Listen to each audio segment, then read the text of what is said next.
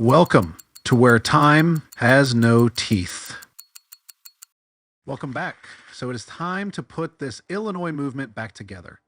We start by placing a little medium viscosity oil on these pivots. We have already cleaned all the parts and they are ready to run once again. Yes, welcome back. I can't wait to see this movement in action. I'm new to lubricating watches, so bear with me. I'm no expert, and this is a hobby. If anyone has tips or tricks, let me know. It seems like these oilers sometimes pick up oil and sometimes they don't. So one thing I figured out later on was that oil matters. I took the plunge and purchased the correct oils for lubricating watches. I purchased some Mobius oils and they seem to work much, much better. They stick to the oilers as they should and seem to do a great job. So we are starting to place the motion works. Now these gears allow the hands to be set. The parcel is so shiny. Good job, fine sir. Thanks, Ash. I don't have a watch cleaning machine, so I'm using an ultrasonic cleaner. I'm looking at getting some L&R cleaners, but for this practice, I'm using naphtha for the cleaner and then giving 2 rinses with 99% alcohol. The balance assembly was cleaned in 1 dip along with the pallet fork. The jewels in these parts are attached with shellac. Shellac can dissolve a place in the alcohol, so I don't want to damage them. The 1 dip seems to work okay. So any more movements to work on? I'm looking forward to the next one. Well, Ash, as a matter of fact, I just received a Bulova pocket watch. It is in great condition. As you may have noticed, I'm wearing a Bulova wristwatch in some of these videos. I wanted to get this Illinois movement all wrapped up before starting on another project, so I'm thinking that the Bulova will be next. I also just won an auction for a Lord Elgin movement. I'm excited about that one too. I have all those other Elgins we talked about from the swap meet, but this one I believe is a 21 jewel movement. It is not as decorated as some of the others I have, which surprised me a little, but it is still a beautiful movement. So now we are placing the cover plate for the Motion Works. It has some pretty tight tolerances, so it was a little finicky to get in here. Go to your home cover plate. Are you too good for your home? Sorry, Happy Gilmore reference there. So when is the next swap meet? Are you planning on going again? Yes, we are. The next one is in 14 days. It was funny. My daughter's birthday is on the same day of the swap meet in January. She said, can we go back there for my birthday? Absolutely. Favorite daughter of mine? Absolutely. I need to see if I can find some pocket watch cases. I really like the Elgin movements too, so I hope to find some more of them. I don't think I will be getting any of the watch bags with just random watches inside. I didn't really get anything of value, both monetary nor educational, in the last bag I got, but who knows? I'd hate to miss out on something that was hidden in the sea of watches in those bags. We are all excited to see what they have this time. So my abilities have been stifled by not being able to wind mainsprings. I have done it by hand, but I'm told there is a strong possibility of damaging the spring by doing it this way. The other issue is keeping the barrel free of contaminants. If you don't use finger cots, then the oils from your hands are now on the spring. If you do use finger cots, there's a strong possibility that pieces of the cots can be pulled into the barrel. My issue is I can't purchase a Bergeon mainspring winder. They are way too expensive, and the cheaper versions don't work well. Here we are placing the yoke and yoke spring. We place a little oil where the yoke swivels on the post. In the next video with the Bulova, we will be using the correct oils. I am using Mobius oils here, but I don't believe the oil weights are correct. Again, this is a hobby, and you folks get to come on this journey with me as I learn more and more. So how are you going to overcome the mainspring challenge and move forward in this fascinating hobby? Glad you asked, Ash. Well, I was looking for alternatives and came across someone who was 3D printing different parts. I thought to myself, we could do that. So I purchased an Elegoo Neptune 3 Pro 3D printer. Setup was a breeze, and I printed the test print, which was a little Buddha character. It was adorable. Ooh, another hobby. Those are so cool. Another hobby, for sure. I got 2 extra rolls of filament, and I'm glad I did because this little printer has been going non-stop since I set it up. So the first thing was to make some mainspring winders. After all, that is the reason I purchased it. I got some high-strength PLA filament, and it seems to work well. I printed 12 different winders for different size barrels. I still need to get some metal rods, and believe it or not, some standard staples. Once I get those, I can complete the tools. I also had to make a holder for all the winders because we can't have them just rolling around in the drawer now. Very nice. I'm excited to see them in action once you get them all working, of course. Was it hard to print stuff? I wouldn't say it was hard, but there is a learning curve. It is totally another hobby. There is so much you can do. You can almost make anything. So the first thing is to make your part. I used FreeCAD, which is a free software. I had to learn how to use the software, and that took some time. You then need a slicer software. I'm using Ultimate Cura, and it works great. Also no cost. I learned quickly that printing takes time. It is not like a paper printer where it just shoots out in seconds. Some of the prints I've done have been like 6 hours.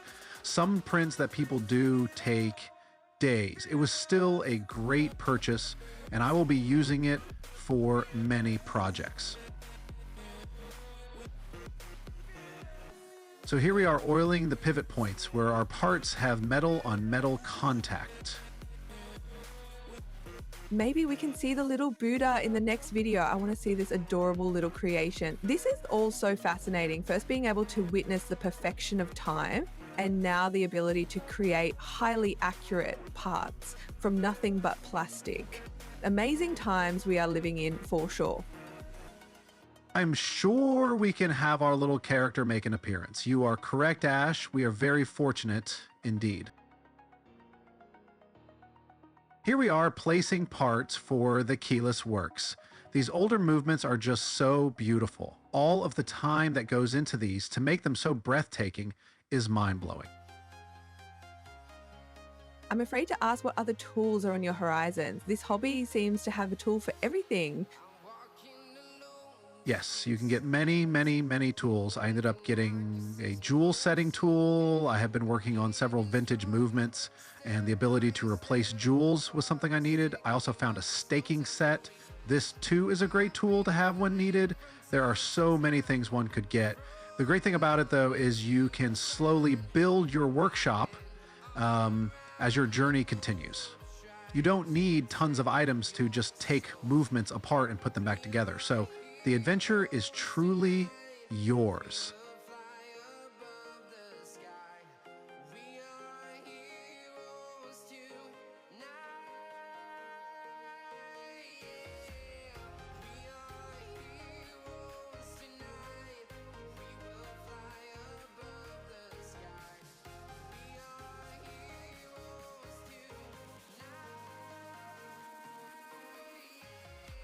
Here we are attaching the spring for the yoke. It was very finicky.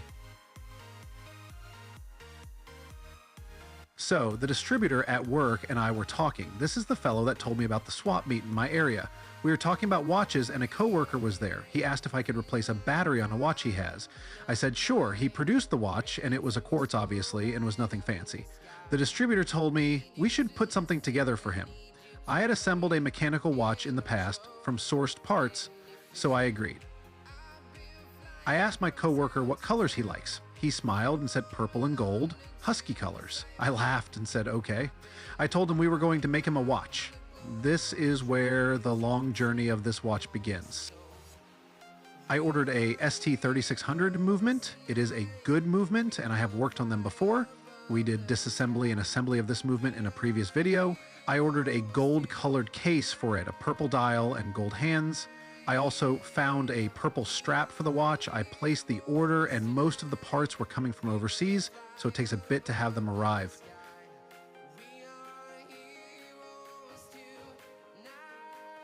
Here we are placing the winding pinion and the sliding clutch. So it had been about 15 days since I placed the order. I was tracking the package and I saw it made it to the neighboring town. Then I get a message saying the order had a bad address. I called the post office and they could not track the tracking number that I had because it was an international one. I contacted the seller and they said I needed to contact the courier, and I was able to find their email. I emailed them but never got a response. I continued to track the package and saw it getting further and further away from me. The ship had sailed. Oh no, what did you end up doing? That is a long time for one trying to do a good deed.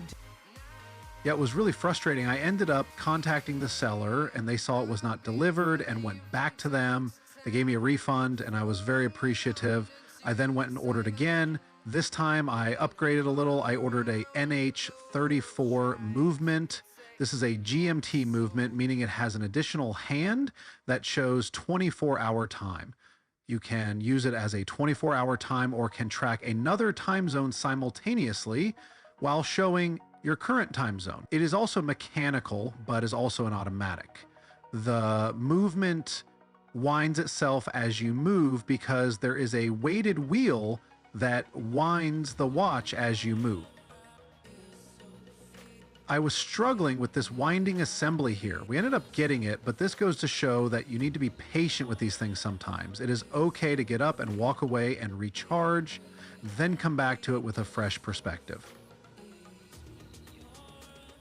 So, how did the upgrade go? Sounds like your coworker got a better watch in the end. He did get it right. Tell me he got it. Oh gosh, I hope he did. So I did end up getting all the parts for the watch. I started putting it together and I ran into a snag. The dial I purchased was for a NH35 movement. I read that it would still fit. Well, it didn't. The center hole in the dial was too small. I'm thinking, self, now what do? Do we order a new dial? Do we drill out the hole? I thought about it for a day or two and then thought about using a cutting broach. The problem was I don't have any. Yes, more tools to buy.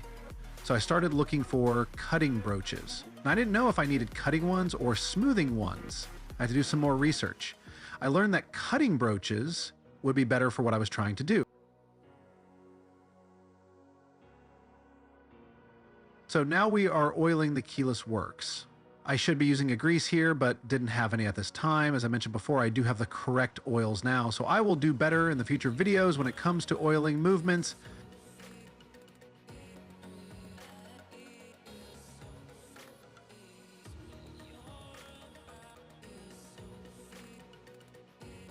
Here we are oiling the areas again where there is metal to metal contact. I was going about my day and it hit me like a bolt of lightning. I just need to open up the hole a little bit. I went to the local hardware store and got some sandpaper. I cut a strip off one of the sheets and rolled it into a cylinder shape. I made it small enough to fit in the hole. I turned the sandpaper and little by little, I was taking material from the dial, making the hole slightly bigger. I did this until it finally was big enough for the NH34 to fit the dial. Very nice. You worked through it. Yes, we did. Here we just placed the barrel. You can see the artwork that went into it.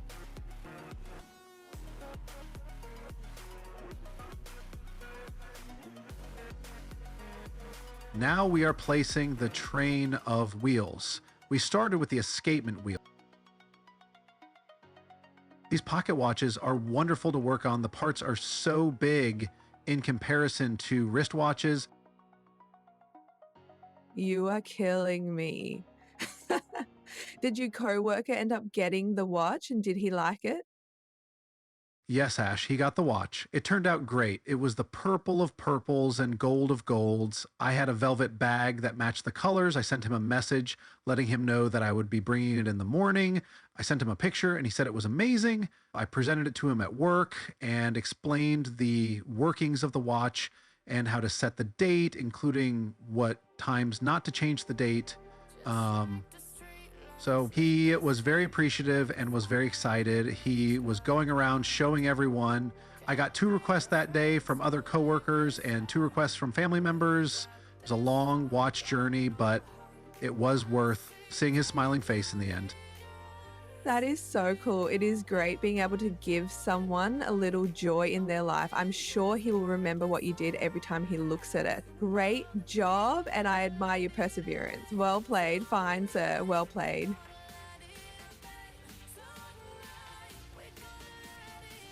Thank you, Ash. It was funny because he said he could not wait until he saw the distributor so he could show off his new watch. He was like he was going to walk up to him and say, hey, look, look. He said this as he was smiling from ear to ear. This coworker has a laugh that is so unique, and you just have to laugh when you hear it. You know when he is in the building. Great guy. So here we are placing the bridge for the train of wheels. This can be finicky. You just have to be patient.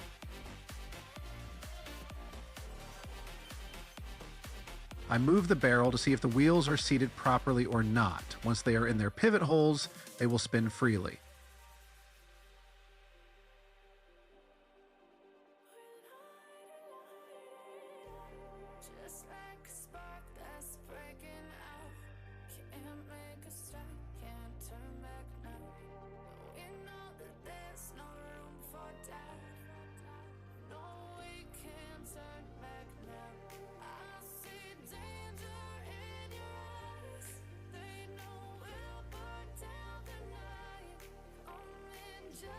Here we place another bridge that covers the train of wheels and the escapement wheel.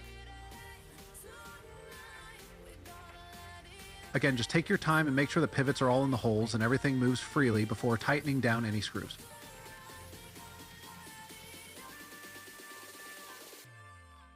So anything else on the 3D printing?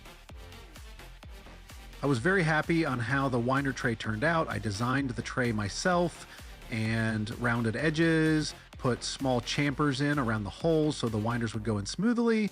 It took a while to print, about 5 hours, but to be able to create something like that from raw plastic is just amazing.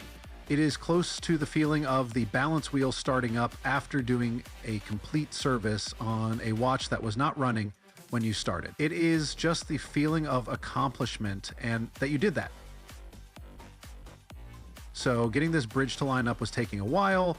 I struggled. It is harder to place these types of items when also trying to capture the event on video. I had to go off camera here to get it to line up. A few moments later. Hooray. Looks like you got the bridge placed. Yes, just putting the screws in now to secure the bridge. With the 3D printer, I now have sizes from 7mm to 13mm with half steps in between.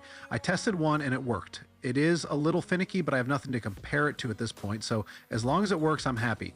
I did break one spring, but it was a spring that I have no history on. It was a barrel that was in the bag I got from the swap meet, so I don't know if it was the winder or if the spring was just old.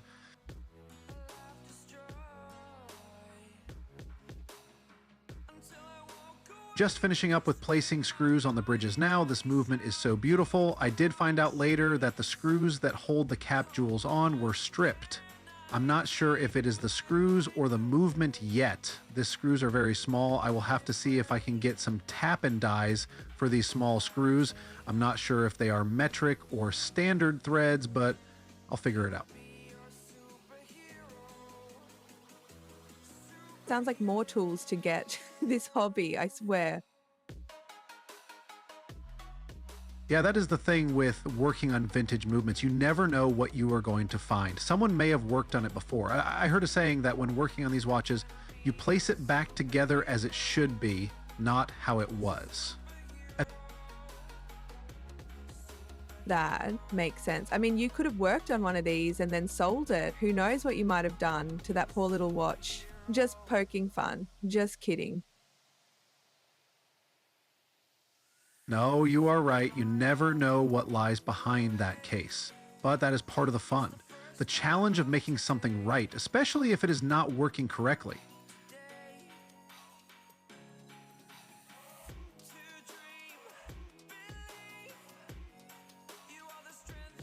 Ooh, look at that. All those wheels are spinning. You must have done something right. Yep, they are spinning. That is a good sign that all the pivots are in their holes. Now that we have checked the train of wheels, we can now place the pallet fork.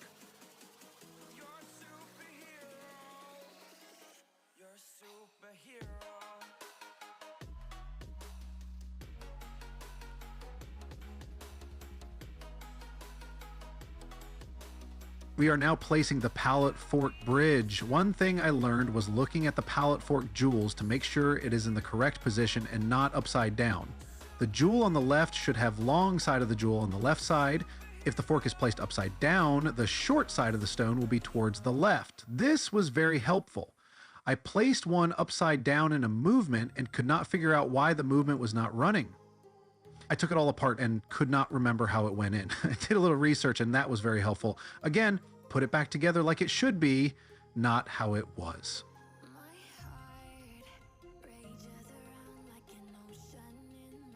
Now we are just securing the pallet fork bridge with the screws.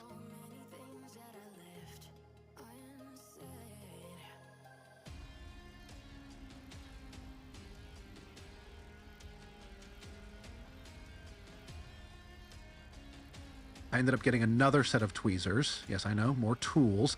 These are nice because they just fit so well in the hand.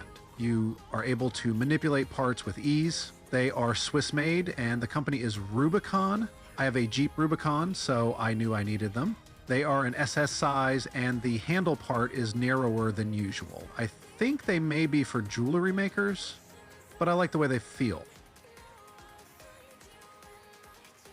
I'm thinking of getting another set of screwdrivers soon. The ones I have now work, but the replacement bits all have the same shaft size at the end that goes into the barrel of the screwdriver.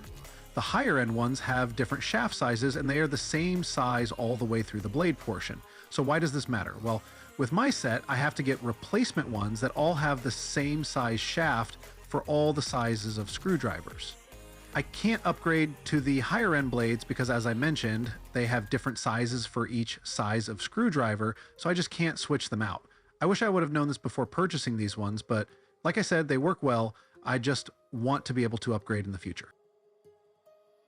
What are you doing there? I love your fingers, but that is all we can see. Those are some fancy finger cots you have there too. It's like the style of buying jeans that are already ripped and have holes in them. Thanks, Ash. Well, we are installing the click spring now. Yes, my finger cuts are not traditional ones. I found some rubber gloves that had a higher mil spec at a good price, so I just cut the fingers off. I tried to roll them like the finger cuts, but it took too much time and it really wasn't a concern for me. Now we install the click and you have a better view with my fingers more out of the way. So I mentioned that I 3D printed a tray for the main spring winders I made. The holes were a little bit too small. Like I said, first time making my own part from scratch. The part size was 24.9 millimeters and I make the hole the same size. I also didn't account for the wall thickness. I can still use the tray for other things, but I will have to reprint it so the winders fit better. Another hobby for sure.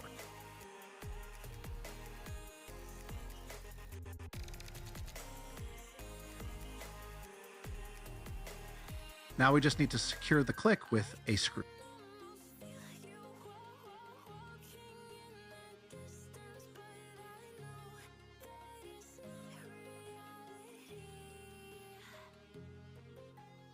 So for the 3D printed tray, I should have made the holes maybe 2 millimeters larger. Then they would have fit just fine. This printer is not going to get any rest soon.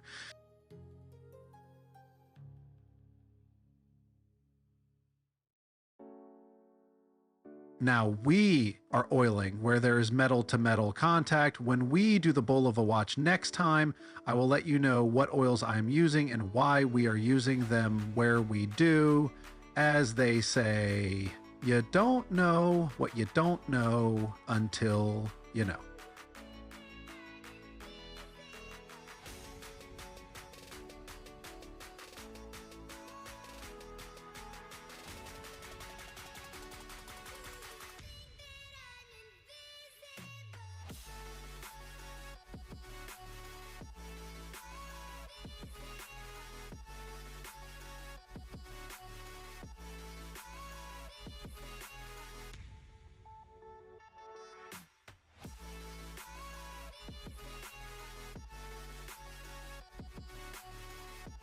Here we are putting in the winding wheel and securing it with a screw.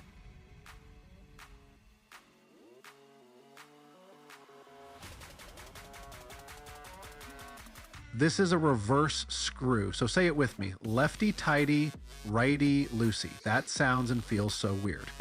Again, this is done so the screw doesn't back out when winding the watch.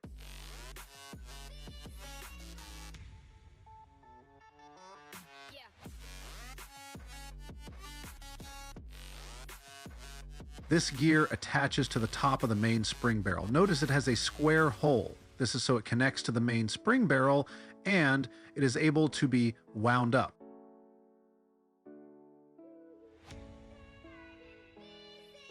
Looks like we are almost done with this side of the Move and Find, sir. Well done. So I have to ask, what color filament did you get for all your 3D printing? So I got white to start with. I figured it was function over form at first. I did get a roll of color changing blue to green recently, and I'm just waiting for it to arrive. I can use it for more fun pieces. I'll have to experiment a little because I don't know if it will print the same as the white. I may have to adjust the temperature settings. Time will tell. Now we place the screw and we can then move to the other side.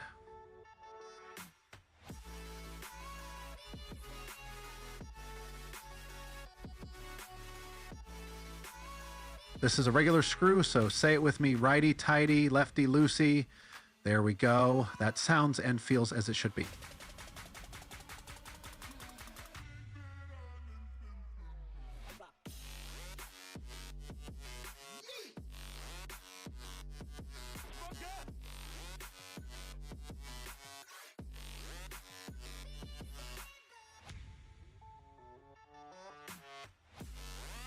Here we are putting a small wind in the watch to prepare for installation of the balance wheel. A word of caution here, I'm winding the watch by tightening the screw on top of the main spring barrel. You really need to be careful if you do this. If you over tighten the screw, it could shear off. I would not recommend doing it this way.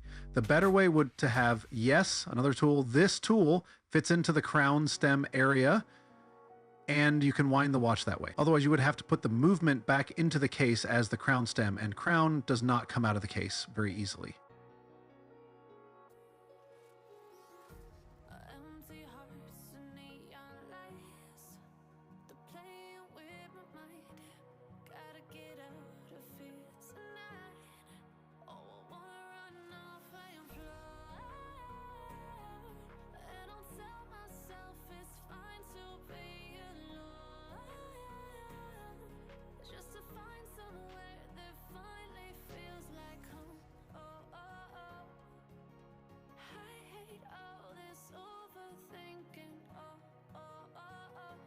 And there's a thing of beauty. The balance wheel is spinning. Yeah, this is such a great feeling.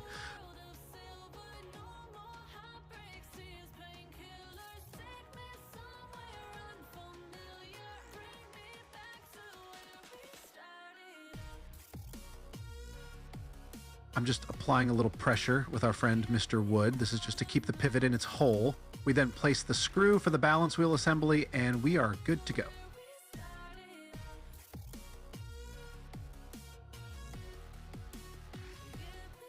We were talking about oiling earlier in the video. One thing I learned that helped a lot was oil technique. So if you want a small amount of oil, you dip the point of the oiler at a high angle. You then remove the oiler slowly. To get a large amount, you dip at a shallower angle and remove the oiler quickly. This was a huge help. You can vary the angle and the speed at which you remove the oiler, getting different amounts of oil. This takes some practice and some trial and error.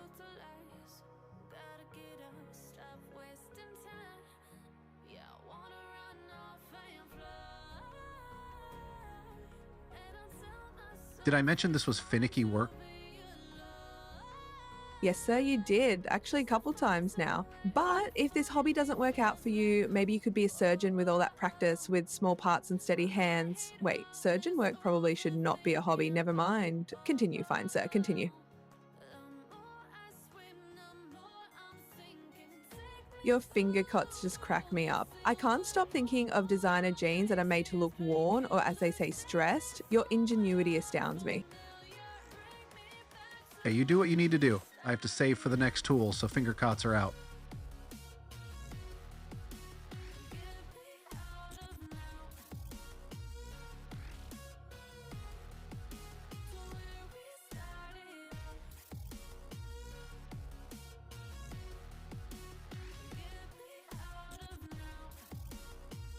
So now we are going to oil the pivots. We are not going to get to do the captured jewels in this video because, like I mentioned, the screw is stripped on one of them. We will save that treat for the next video. I will get some close-up views of the jewels themselves and what correct oiling should look like. At least I will try. Actually, I think they are called cap jewels. Sorry about that.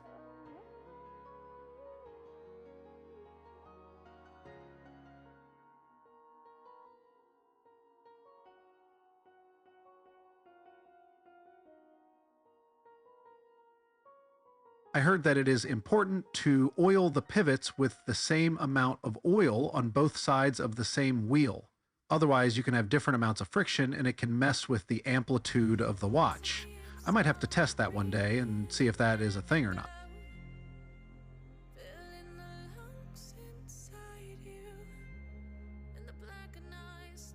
Now we are placing the cannon pinion. We could have put this on much earlier in the assembly process, but we are putting it on now. This is just a friction fit and it just snaps into place.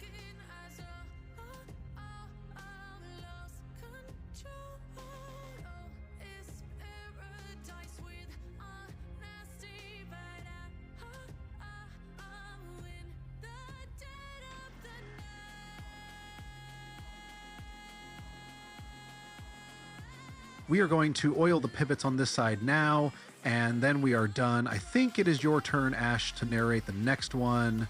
I'm tired of listening to myself talk. What do you think? I'm kind of tired of listening to you too. Joke. Joking, haha, maybe. Or I can see if my sister will. I guess our viewers will just have to tune in next time to see who it will be. Funny, Ash. Very funny. Well, I guess they will now, won't they? Wait, do we have viewers? Maybe one or two. Okay, well, thanks again for being part of our adventure, and join us next time where time has no teeth.